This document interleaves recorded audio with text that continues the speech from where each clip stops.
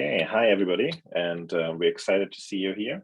We have a little introduction to the conference that we have hosted on February 22nd and 23rd, and it is Resilience Through Sport and Recreation, Stories from the North. And today we're excited to introduce one of our speakers, who is Jen, and Jen is the owner and founder of Wordplay Consulting and has been involved in sport and recreation and education for over 25 years on a community level, municipal level, provincial, or even national level. Jen will be presenting on day number 2 of the conference, what is February 23rd. And if you want to follow her, it's at 10:15 a.m. Gonna hand it over to you, Jen. Awesome, thanks for the lovely introduction. Hello, everyone out there. I am, like Thorsten said, I'm Jen Goeres. I am the owner and founder of Wordplay Consulting. I actually developed this presentation in partnership with a practicum student out of Mount Royal University, Kaylin Lloyd. Fortunately, he is in class today, but I did want to throw out a quick note for him because he was integral in developing this presentation that we're going to be showing you a little bit today of, but also in a couple weeks from now. So welcome. We're going to be talking about physical literacy and making it fun in early childhood programs. So like Thorsten said, I've been involved in sport and recreation for just over 25 years, much of it in early childhood programming and direct delivery recreation and sport programs. I'm also a teacher with the Calgary Catholic School Board, and I've been a teacher for just over 12 years, working primarily in physical education and also diverse learning. So you'll see throughout our presentation some little bits and bobs of all of that. So just quickly before we start, I just want to give a quick land acknowledgement to where myself and Kaylin are from down here in Calgary.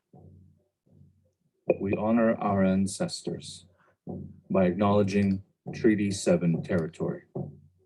We acknowledge the Treaty 7 nations, the Piikani First Nation, the Siksika First Nation,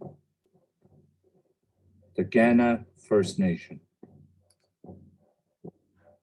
Stoney Nakoda First Nations, and the Tsuut'ina First Nation. We acknowledge the ancestral territory of the Siksika, the Blackfoot Confederacy, and the home of Métis Region number 3.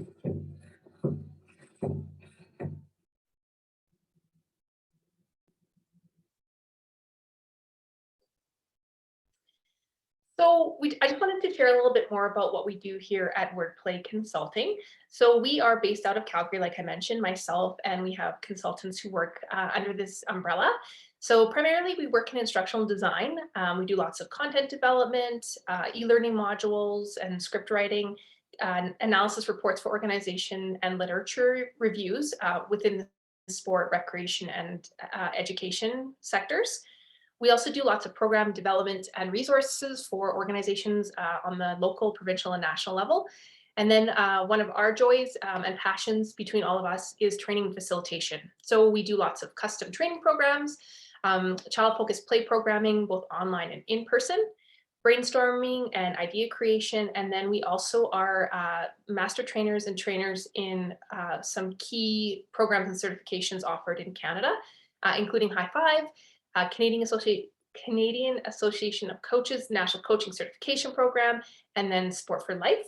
And then finally, one of our amazing programs we actually are the only Canadian provider of is Healthy Play. And that's really social emotional development through play. And you'll see throughout this presentation, play is definitely interwoven into the work that I do and that I'm passionate about.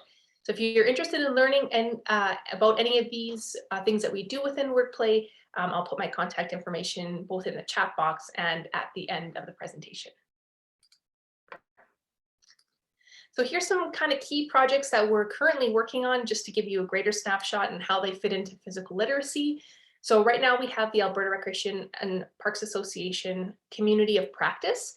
So if you are working in lifespan programming from early childhood to older adult, and want to meet with other folks across the province or surrounding communities who offer program delivery, we have an online-based community of practice.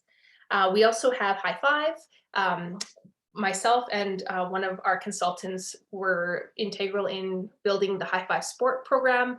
It's a national certification for coaches and it's free until March 2022. And then there are 4 modules out of there. One of ours was Girls in Sport 9 to 15 years of age, which again is free, and I'll put in the chat box.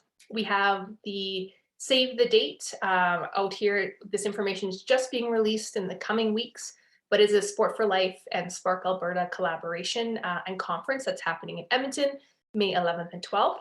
The focus of this program is really around positive youth development in sport, which many of you are passionate about, as well as myself.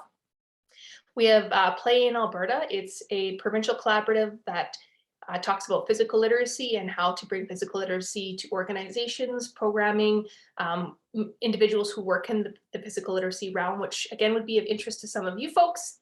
We have the Summer Camp Collective, which is an online community of summer camp providers, sharing, connecting, developing training and resources. And then finally, we just partnered with this amazing not-for-profit out in Alberta called Fun Team Alberta that offers sport-based programming for rural communities, and we'll be doing some e-learning and resource development for them. Again, all this information is available on our website, and I'll just quickly post the links to these amazing training opportunities just quickly here into the chat box if you wanted to check any of those out.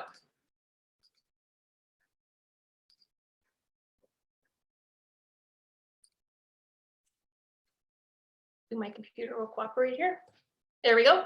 So there are the links and email signups that are in the chat box if you are interested.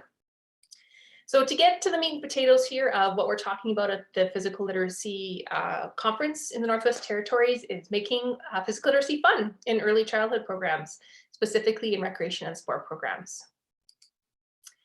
So as you can see here, many of you are likely familiar with this, but there are 24-hour movement guidelines for the early years. And when we're talking about early years, we're really focused on that 0 to 4 years of age. Typically in recreation sport programs, our entrance of participation is really around, at the very earliest, the toddler age group, whether that's an introductory swim program or maybe a sport ball program, and then right into the preschoolers and even kindergarten age. So if you see on the left-hand side here, it's really a combination of moving, sleeping, and sitting. And if you've ever worked with early childhood or even children in general, this is most of the time what they spend doing. And if you go down to the left-hand side here, our toddlers and preschoolers are really focused. What we really want to have them engaged in is 180 minutes of a variety of physical activities. And for our preschool age group, 60 minutes of that being energetic play. Seems great. In a recreation program, we have them running and jumping and playing for the hour that they're here or in our programs.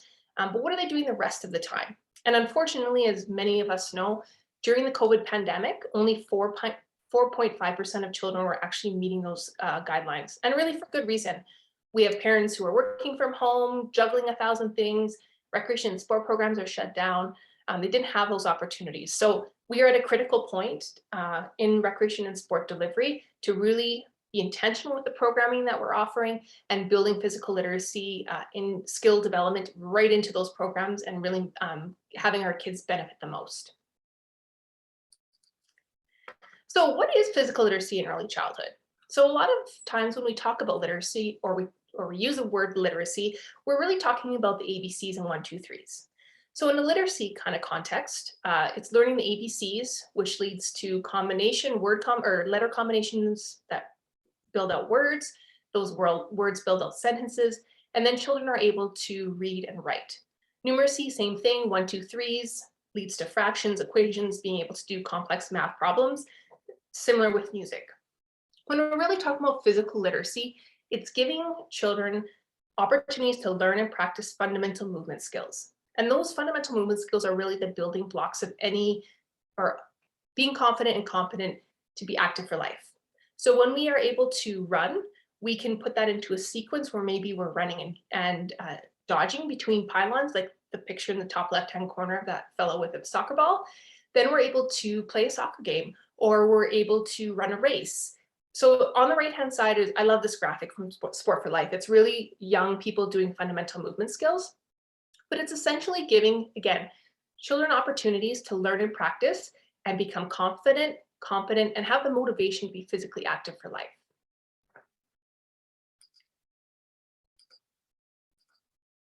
So why is physical literacy really important in early childhood? Beyond the physical developmental side, there are so many more benefits when children are able to learn and practice those skills.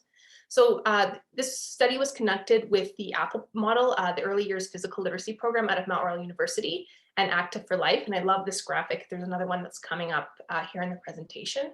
But beyond the physical literacy, physical development benefits, so children are learning fundamental movement skills, they are increasing their activity levels, they're also developing in other ways. So emotional development, they're learning stress management skills, they're building self-confidence. In their cognitive development, they're practicing problem-solving skills or increasing their levels of focus.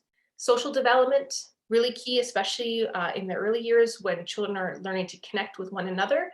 They're practicing social skills. They're being able to be actively participating in group discussions or connections with others and making those peer-to-peer relationships, which is really super important.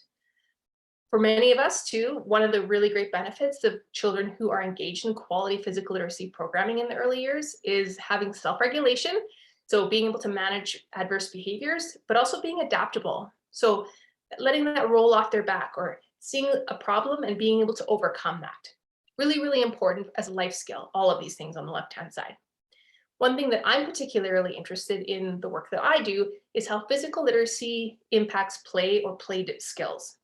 So we won't go into it today because we want you to come to our presentation, but here's a quick snapshot of different play types that we see in early childhood. And this is just scratching the surface. There's many, many more. But when we give children, when we're intentional about providing physical literacy learning opportunities in different play types, kids are really going to thrive. And they're going to be practicing and learning those skills without even knowing it.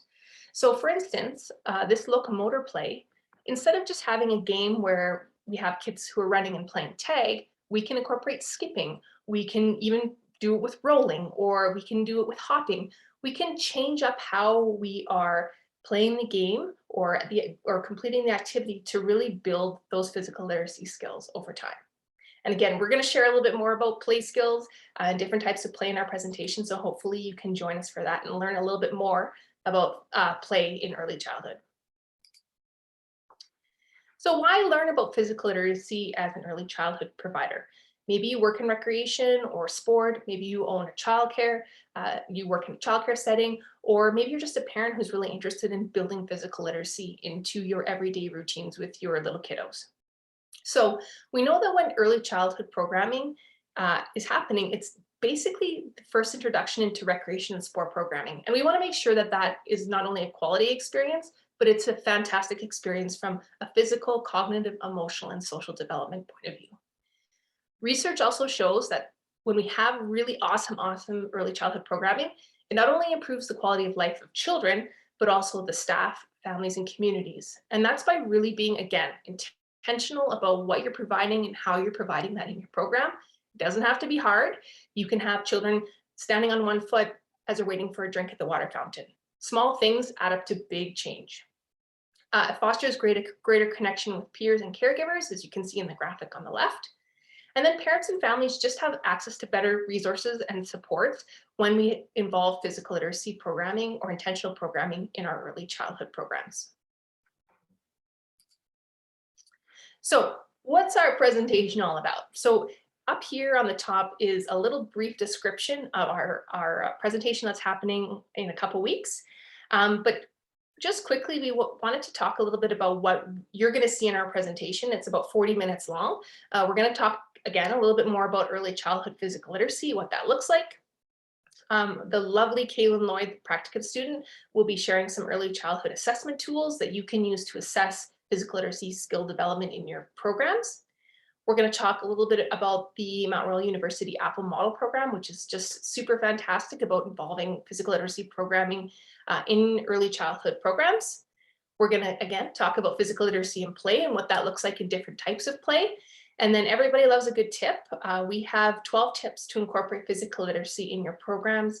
It will be a free PDF printable that will be available to you as a participant in that course. And we also have some really awesome links from our friends at Apple Model, Active for Life, and a couple of resources that we have that would be really helpful to incorporate physical literacy programming in your early childhood setting. And without, again, giving everything away, that's a quick little nutshell of what we're going to be talking about. Here is our website if you want to learn a little bit more about us and what we do. We also have a Facebook account and an Instagram where we share tons of resources and information and around play, especially across a lifespan. And then my email is just right there if you're interested in contacting me. I'll turn it back to you, Thorsten. That was absolutely beautiful, and I'm looking forward to seeing more and to learning more, and especially, what did I write down here? The 12 tips to incorporate physical literacy in programming. Looking forward to that as well. So thank you very much for being here. Thank you very much for taking the time and to just introduce yourself and what we have coming up in a week, in 2 weeks. It's crazy how time flies. So we're excited to have you, and thank you very much for this. And if you have any questions out there, set them on Facebook and let us know what you have questions. We can forward them to Jen. And yeah, again, thanks for coming here, Jen. Thanks so much. See everyone in a couple weeks. Mhm.